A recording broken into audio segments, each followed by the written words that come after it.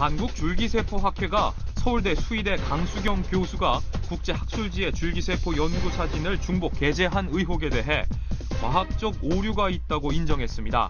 학회는 강 교수의 과실이 고의적인 것으로 판명되면 강 교수를 회원에서 제명하기로 했습니다. 전문가들은 연구 결과 못지않게 과정상의 정직성과 진실성이 중요해졌다며, 그러나 이번 일로 줄기세포 강국으로 가려는 국가적 의지가 꺾여선 안 된다고 강조했습니다.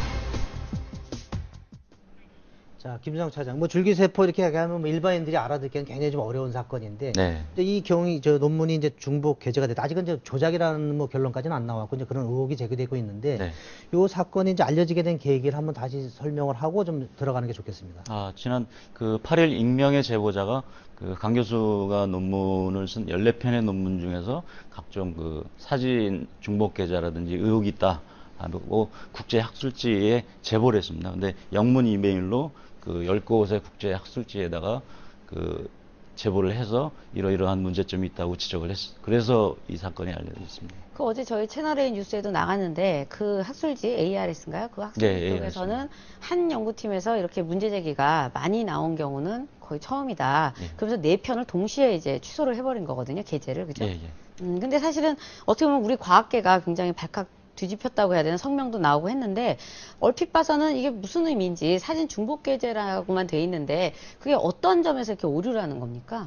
이 사진 지금 문제가 된 것은 네. 이제 논문이 14편이 있는데 2006년부터 2012년까지 네. 이 강 교수가 쓴 논문이 14편이 있습니다. 근데 주로 이제 줄기세포 연구와 관련된 논문들인데요. 네.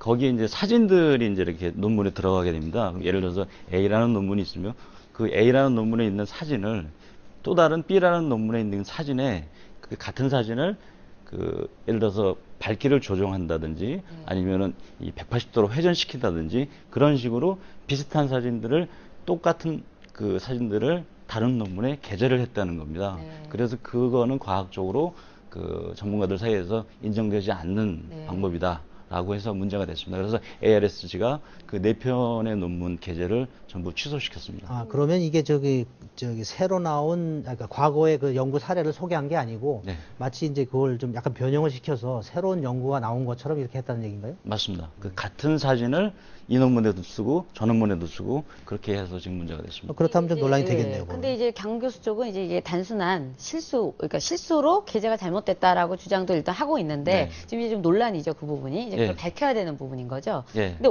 이게 문제가 있다는 것까지는 지금 강 교수도 인정을 했고, 줄기세포 학회인가요? 거기서도 공식적으로 오류는 있다. 이런 상태, 거기까지는 인정을 한 상태인 거죠. 네. 오류는 있는데 고의냐 아니냐, 이걸 밝히는 강 거죠. 교수하고도 저희가 직접 통화를 했는데 네네. 본인은 일부 오류가 있다, 네. 일부 실수가 있었다라고 지금 주장을 하고 실수다. 있습니다. 예. 조작은 아니고 네. 실수고 이게 나중에 자기가 소명을 해보이겠다라고 그렇게 얘기를 하고 있습니다. 예, 강수경 교수란 분은 어떤 분입니까? 그 분야의 전문가로서 굉장히 좀 실력을 인정받는 그런 분 중 하나겠죠? 예, 올해 46세고요. 강 교수는 2008년에 사람의 지방세포를 줄기세포로 만드는 기술을 개발을 해서 주목을 받았습니다. 그래서 원래 부산대 의대에 재직 중이었다가 2009년도에 서울대 수의대로 스카우트 될 정도로 지금 촉망받는 줄기세포 연구자입니다. 이 사안하고는 사실은 관계는 없는 사안이긴 하지만, 사람들이 줄기세포라고 했을 때는 예전에 이제 황우석 박사 때 줄기세포를 얼핏 떠올리거든요. 근데 네, 그때도 뭔가 이런 논문 관련돼서 이야기가 있었는데, 왜 줄기세포 쪽에 이런 이 의혹 같은 게 자꾸 나오는지 그것도 좀 궁금합니다. 네, 줄기세포는 사람의 모든 조직으로 분화가 될 수 있는 세포이기 때문에 과학계에서 굉장히 주목을 받고 있는 분야인데요. 일단 줄기세포 연구에 사람들이 관심이 많습니다. 그래서 이제 불치병도 줄기세포를 이용해서 치료가 될 수가 있고, 그렇기 때문에 줄기세포에 관심이 많은데, 이 줄기세포 연구자가 지금 계속 늘어나고 있습니다.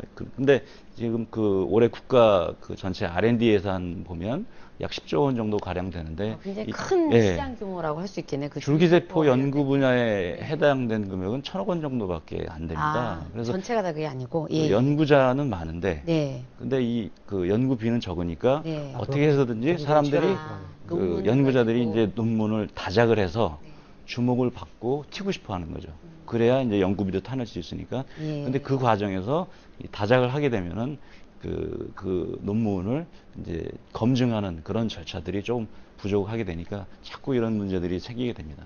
예, 요번에 이제 문제 제기가 된 계기가 보면 이제 저 포스텍에 있는 생물학 연구정보센터 불익이라고 그러죠. 맞습니다. 여기에서 이제 게시판에 이제 공개가 됐었는데 예. 이제 문제 제기 국내 학계의 문제 제기 방식에 대해서도 좀 이제 지적하는 분들이 있습니다. 네, 맞습니다. 지금 그 요번에 문제가 된 것은 이제 그 불이익이라는 이 불이익이라는 것은 황우석 그 조작 네네. 논문 조작 발표에서 사건인데 유명해졌던 데죠. 그때 의혹을 제기해서 그때 유명했던 곳인데요.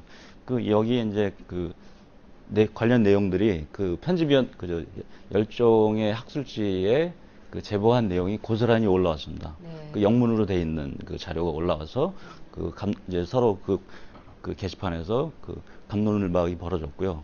근데 이 문제 제기 방식이 그 국내에서는 정식으로 그 어떤 학회라든지 아니면 해당 기관에 문제 제기를 하게 되면 그 자기 신분이 노출되는 그런 우려가 있습니다. 네. 자기가 예를 들어서 어떤 교수가 그 논문이 문제가 있다라고 지적을 하면 그 해당 학교나 기관에서 굉장히 그 뭐라 그래요 좀 찍히게 된다 그럴까요? 그렇죠. 아무튼 그럴 수 예, 있죠. 예. 자기 신분이 노출되니까 예를 들어서 꺼려할 수 있고. 대학원생들이 네. 문제 제기를 할 수도 있는데 신분이 노출되니까 불이익을 당할 불이익을 수도 당할 있고요. 우려가 있습니다. 그래서 미국 같은 경우는 그런 불이익을 방지하기 위해서 그 특정 기업이 있습니다. 그래서 해당 그 대학이나 기관이 그 기업과 그 계약을 해서 그